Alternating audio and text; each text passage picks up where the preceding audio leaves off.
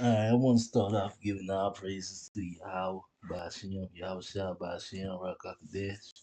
Alright, giving all glory and honor to the Holy Spirit, which is revealing all things in these last and final hours. Now, this one I was going to do going into what is a mamzer. Alright, now, I just got it be some, so all the controversial about Kamala and her family heritage and all that to use her for example. I realized that was a very bad idea because the more I tried to look into her, you really can't find out who her people is. You get this definition of who she say her people is, and then it's all these stories. These really ain't her people. These are, and there's really no way to know the truth. All right. But one thing I can tell you, if you go down and you find Kamala, who is on the second row, um, second from the right side, you know, you look at her and her husband, you go down to their daughter, huh, this, I think she's on. Matter of fact, is they the other one? Okay, yeah, you go down to their daughter, and who's on the very next row, and you will see that she, even though her mother, there's a chance could be, although most of us probably think she's not an Israelite, is definitely not because her father is um, so-called Esau.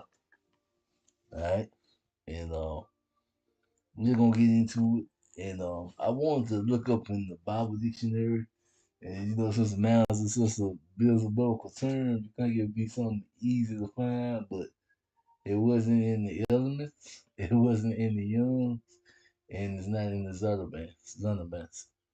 So I'm guessing, this is just one of the words they just skip over. But when you come down to it, it's pretty much a way of saying an illegitimate child. Alright. And I just gonna do one. Biblical lineage goes through the father. Alright, we know that. Alright, this is Deuteronomy. And I'm gonna start 23rd chapter and I'm gonna start at the top. It's coming from the NRSV Bible. I got happen to have my NRSV with Apocrypha. So I'm gonna read out of this one. Alright. No one whose testicles are crushed or whose penis is cut off should be admitted to the assembly of the Lord. So that's pretty much saying any man who no longer has his manhood is not allowed into the congregation of the Lord. So that goes to all your what you call it, alphabet, people, they're not allowed in the congregation of the Lord. Those born of ill union should not be admitted to the assembly of the Lord, even to the 10th generation. None of those descendants should be admitted to the assembly of the Lord. So, anyone who ain't got a legit lineage and your lineage is determined by your father, right, is not allowed into the congregation of the Lord either. Right? No Amorites or Moabites should be admitted to the assembly of the Lord. And we know Ammon, Moabites, going back to the sons of Lot, alright? And they're not allowed. And if you go on with him, it gives you the reason. Even to the 10th generation, none of their descendants should be admitted to the assembly of the Lord, because they did not meet you with food and water on your journey out of Egypt. Alright, so that's why they was cut off. Alright, and alright, so the Lord's letting you know that this thing is for Israel. Alright, now I'm gonna get Exodus, the first chapter, I believe, and starting around verse 15. Alright, Exodus, the first chapter, starting around verse 15. Alright. The king of Egypt said to the Hebrew midwives, one of whom was named Shibra and the other Puah. And if I get these names wrong, not good with them. When you act as a midwife to the Hebrew women and see them on the birth stool, if, if it is a boy, kill him, right? But if it is a girl, she should live. Alright, so why were only the boys supposed to be killed, but the girls can live? Alright, that goes back into that lineage, alright? Because you are what your father is. Lineage goes through the males. You let the girls live because as long as the men of your nation sleep with them women, it's just gonna be more of your nation. Alright. Now, if the boys were to reproduce with your daughters, they're gonna create more of their nation. And that's why, they even knew this back in the ancient world. And that is why he say when you as a midwife to the Hebrew women see them on the birth stool, if it is a boy, kill him. But if it's a girl, she should live. Alright? Now we know that the midwives didn't go through with this, but that was why.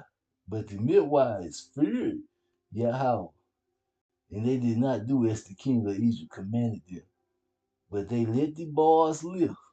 So the king of Egypt summoned the midwives and said to them, why have you done this and allowed the boys to live?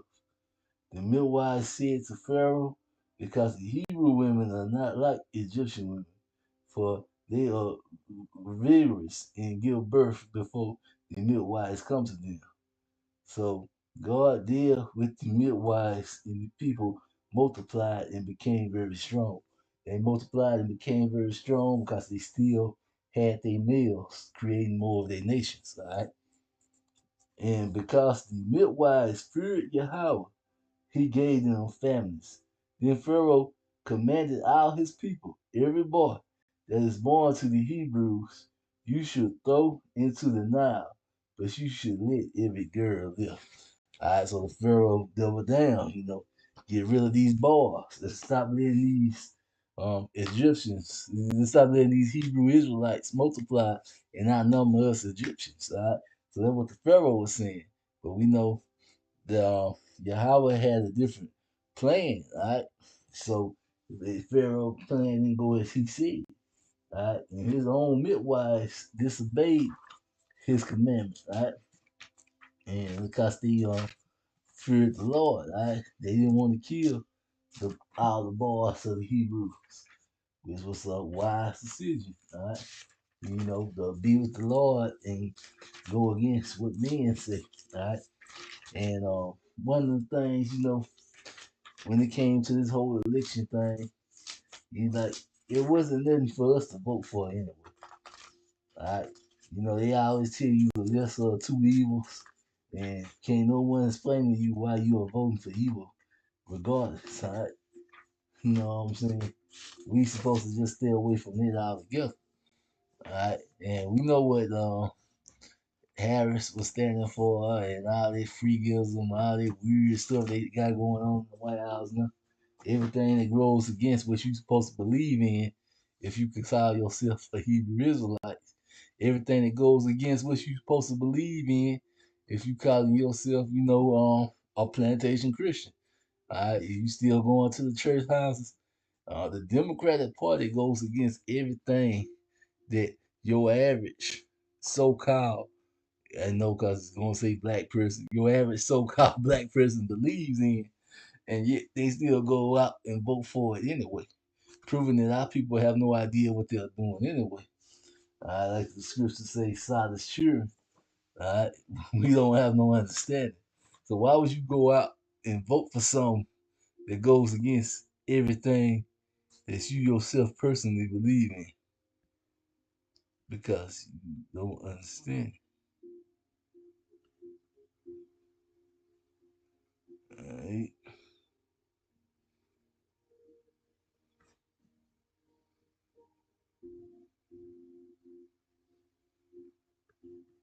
Now,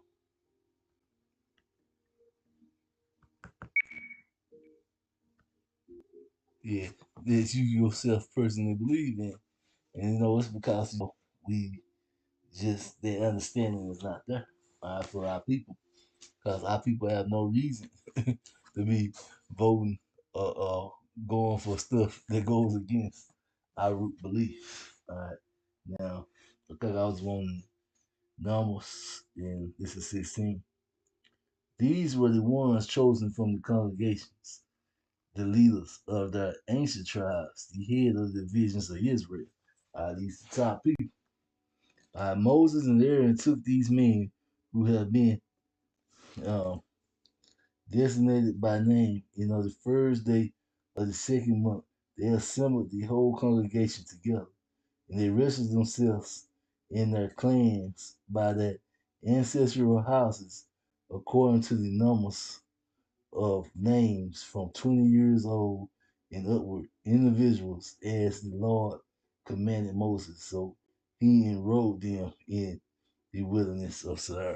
Now the way that's broke down, I can see how they can might throw a few people off. So I'm gonna go ahead and get that one. Numbers 18 out the King James.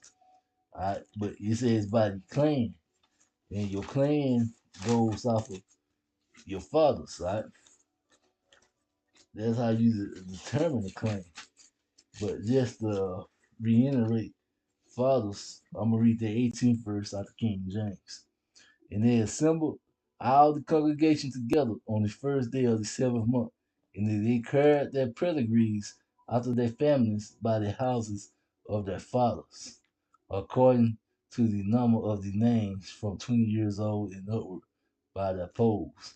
And it said by their fathers, their pedigrees, what clan you belong to, it was determined by your father. All right. Now we go to all right. Like I said, I want to jump down to right, the 44th verse. Right. These are those who were enrolled, whom Moses and Aaron enrolled with the help of Israelite leaders of Israel. 12 men, each representing his ancestral house. So the whole number of the Israelites by their ancestral house, from 20 years old and upward, everyone able to war in Israel. Their whole number was 603,550.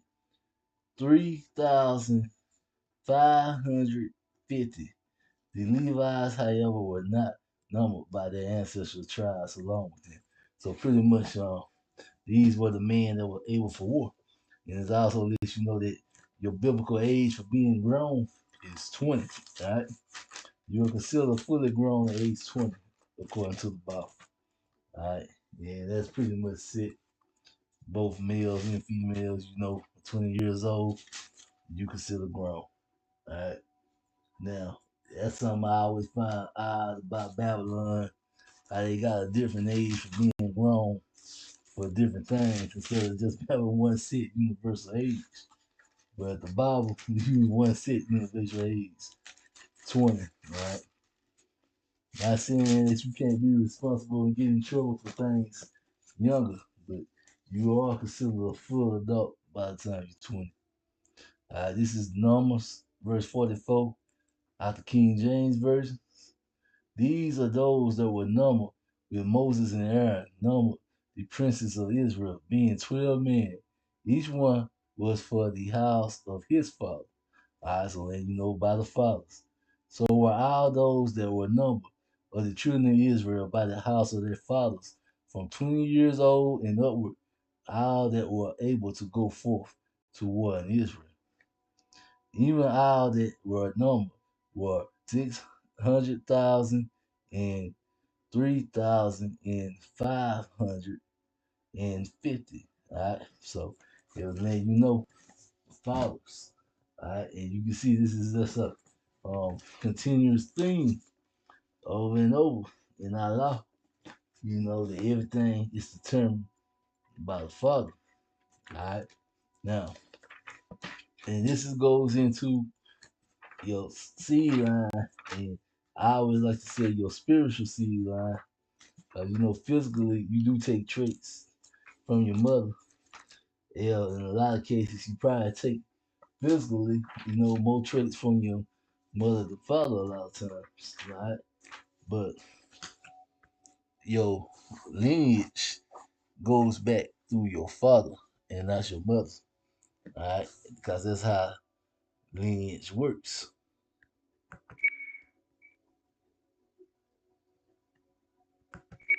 Lineage. Yeah, that's how lineage works. Now,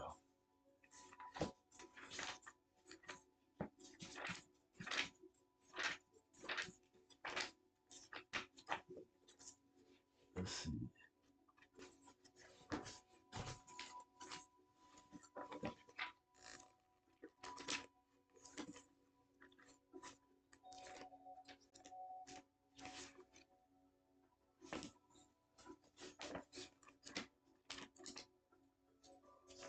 All right, this is Zechariah, the ninth chapter, and I think I wanted six verse. All right.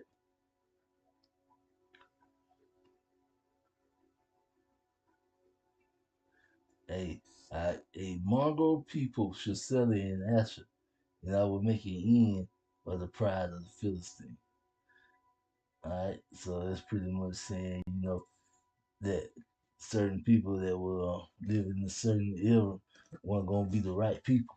Alright, and gonna make an end. And why? Because their lineage wasn't gonna check out to what it's supposed to check out to. Alright. Now, let's get Isaiah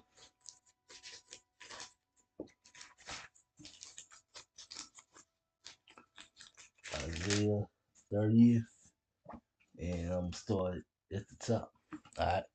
And just get on a little more about um, Israel is not supposed to be voting. All right.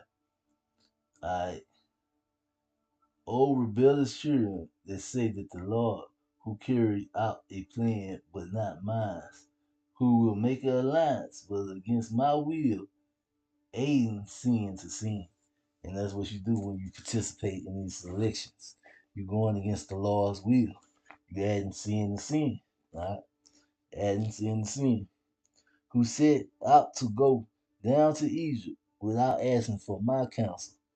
Alright, to take refuge in the protection of Pharaoh, which goes back to modern day, the protection of the U.S. president. That's what people put their trust in, be it Trump, be it Kamala, that they gonna do something for them and not putting their trust in the Most High Yahweh. And to seek shelter in the shadow of Egypt. Therefore, the protection of Egypt should become your shame, and the shelter in the shadow of Egypt, your humiliation. All right, because you decide to trust that and not the Lord, that is what's going to become your shame when you see what these politicians do, when you see the wickedness Trump about to do. If Kamala would have won, the wickedness that she would have done. All right, because they ain't whether it's Democrat or Republican, ain't nothing good ever happened for an Israelite, no matter who's in office. All right, we've been having a bunch of each group in office ever since there was in America. And for the Israelite people, we still at the bottom, we still look down on, and no one still cares about our people. All right, no matter who's in the office. For all right,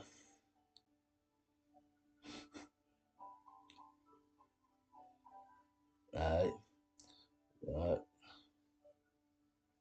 all right. For though his officials are at Zion and his envy reached Hanes, everyone comes to shame. Though a people that cannot profit them, that brings neither help nor profit, but shame and disgrace. His grace. All right? And that's what you get, man. You don't get no help or profit. Hell, hell, all the freakism that's coming out, the Democrats are pushing. How is that helpful to anyone? All right? But yet people are out there crying like they lost something when this lady didn't win the election.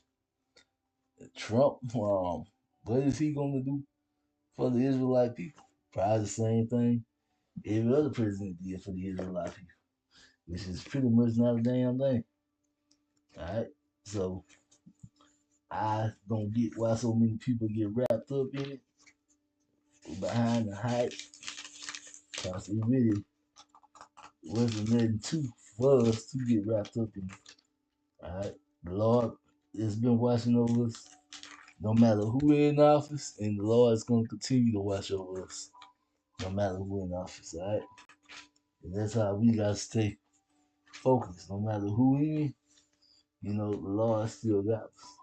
Now, this is Deuteronomy, the 17th chapter. Um, and I think I just want the 15th verse. And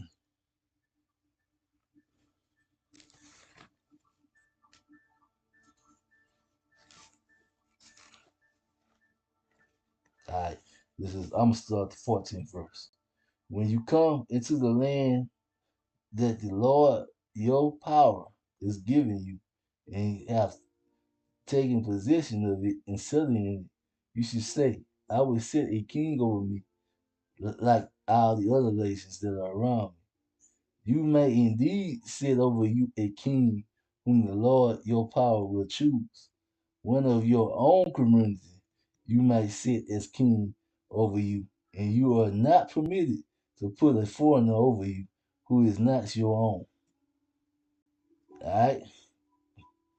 Alright, so pretty much this is the Bible telling us very clearly we're not allowed to vote for all these foreigners, Trump, Kamala, these people to reign over us. Like I said, we can't prove her lineage. So according to the scripture, if your lineage can't be proven, you can still consider illegitimate. All right, God, like I say, you go in there, Google search, and you look it up, and a whole bunch of different people come up under the same names. I mean, it's kind of weird. So I find it very odd that her lineage is so hard to be proven. But the fact remains still that it cannot be proven, which, according to the scriptures, a person's lineage can't be proven, will still be considered illegitimate. All right, now this is Romans, the 13th chapter, and I'm just going to read the first verse. Let every person be subject to the government authority, for there is no authority except from Yahweh, and those authorities that exist have institutions by Yahweh. Alright, so pretty much saying what the Lord put us authority, the Lord put us upon, we follow. Alright, so for even though I say it does us no good to vote in these man, that is why we still keep the law of the land. But this is also more going into the authority of the heads of the church back at that time. But you still keep the law of the land. Alright, that keeps you out of trouble. Alright, and we let the Lord fight our battles and protect us and watch over us. Alright, now this is Exodus, the 18th chapter, and I'll start at verse 13. Alright, the next day Moses sat as judge for the people, while the people stood around him from morning until evening. When Moses,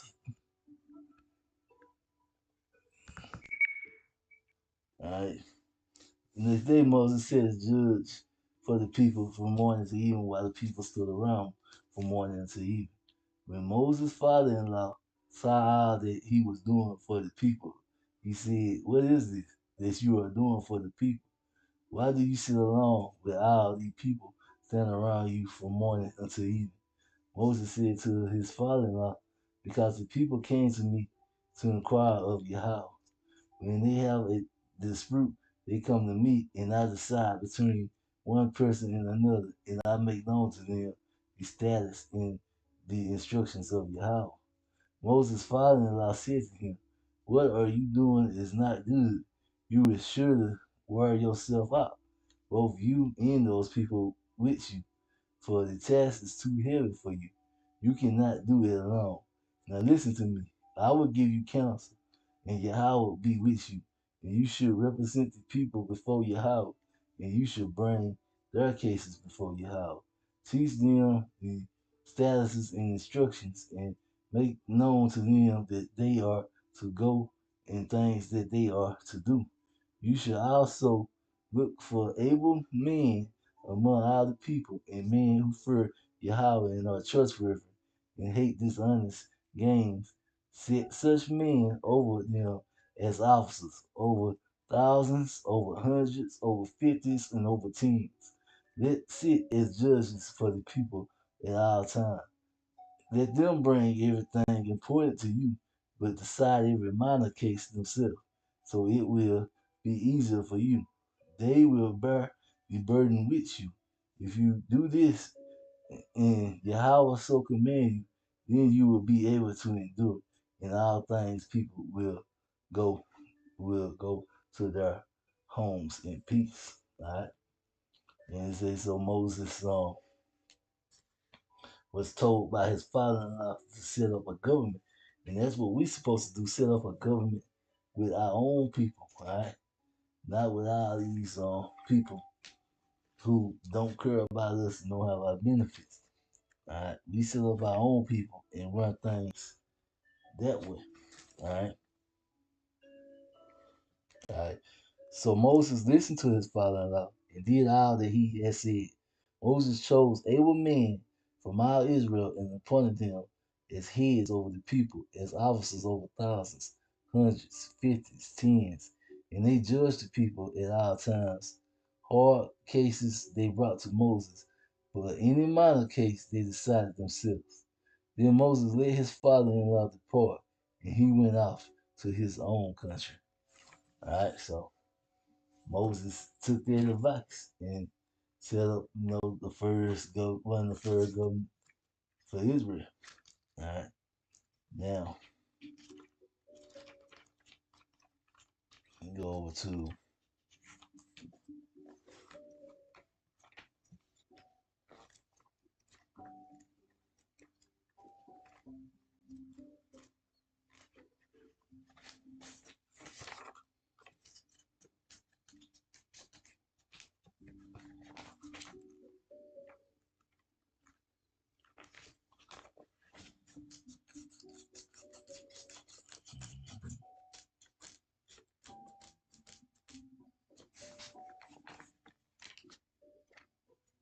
all right.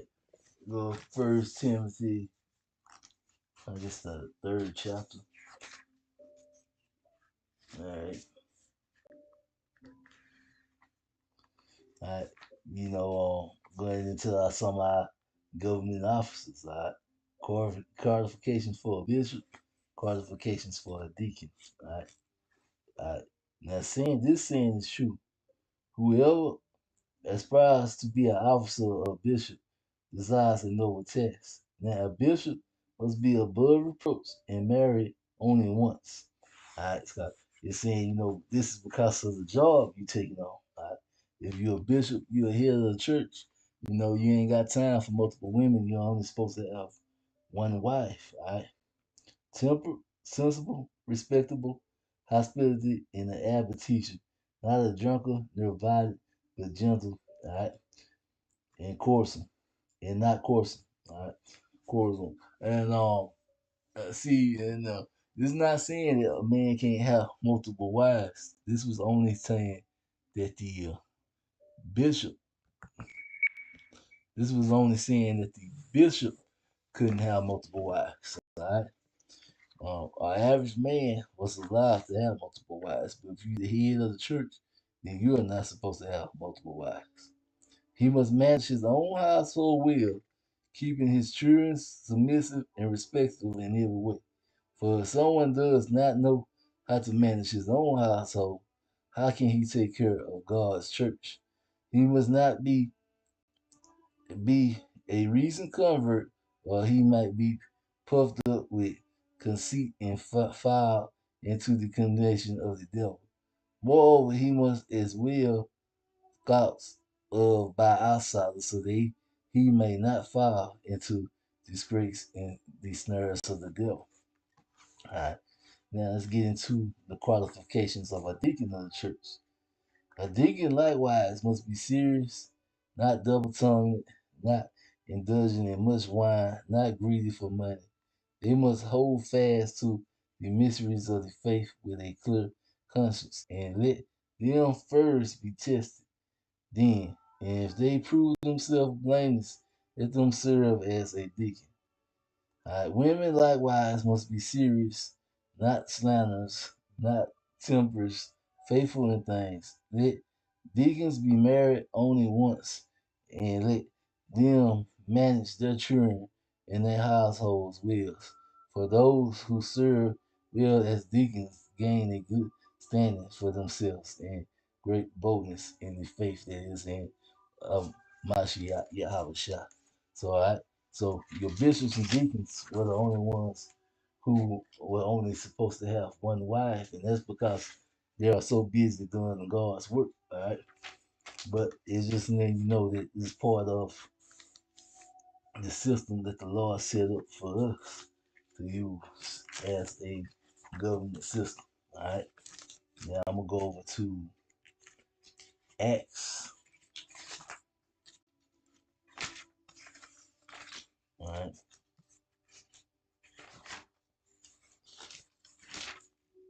chapter 6. All right, verse 3. Therefore, friends, select from among yourselves 7 men of good standings, full of the Spirit and of wisdom, who we might appoint to this task. While we are for our part, we devote ourselves to prayer and to serving in the word. All right, so that's what you want to lead us to do, to devote themselves to prayer and serving the word. All right, and like I said, this was the reason that leaders were only subject to one wife. Not because a man couldn't have multiple wives, because if you are a leader, you are out front. You're supposed to be focused more on doing the Lord's work than women. All right, you got most to focus on women. All right, now any man who's not a bishop or deacon, a regular congregation or whatever, who time isn't, completely wrapped up in doing the Lord's work. And they are commanded to be fruitful and multiply. So there's nothing wrong with them having another woman. This is Revelation chapter 17, verse 14. They that will make war on the Lamb, and the Lamb will conquer them. For he is the Lord of lords and King of kings. Those with him are called and chosen in faithfulness. So the Lord is going to conquer all when he come back. He's going to set up and establish our new government. All right, and let me get Revelations chapter 19, verse 16. All right, all right. On his robe and on his thighs, he has a name inscribed, King of Kings and Lord of Lords. All right, that's who we vote for. All right, we vote for Yahweh Ba'ashem Yahweh Shah. All right, Yahweh Shah Mashiach, King of Kings, Lord of Lords. All right, and I'm gonna end this one with Luke, the 19, Luke 19:27.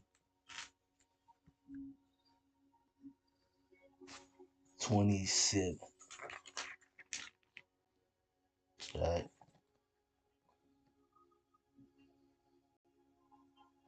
All All right, but for those enemies of mine who did not want me to be king over them, bring them here and slaughter them in my presence. So anyone who isn't for the Lord, when the Lord come back, he said he's gonna bring them out. He's gonna have his people bring them out and slaughter them in his presence. All right. Anyone who wish that the Lord should not reign over them, bring him here and slay them before me. All right. All right. And it was this version says it, but as for those enemies of mine who did not want me to be king over them, bring them here and slaughter them in my presence. All right. And I'm gonna end it right there. All right. That's who I voted for. Yahweh Hashem Yahweh Shah. All right. We weren't supposed to be participating in this election to begin with. So everyone who's salty about how it turned out, you know, it wasn't for us.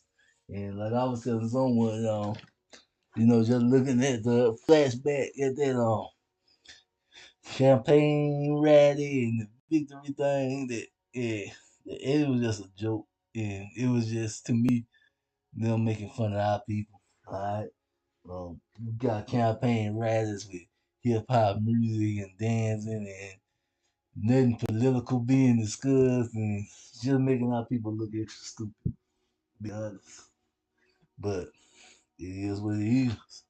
But like I said before, yeah, of course, Trump ain't got our best interests in hands either. We cannot win participating in the system. Whether it's Democrats or Republicans, it's two wings on the same bird, still flying the same direction, no matter who would have won. Alright? We put our faith in Yahweh Hashem Yahweh Shah. Our trust and faith goes to the Lord. And with that, I'm going to say, Shalom.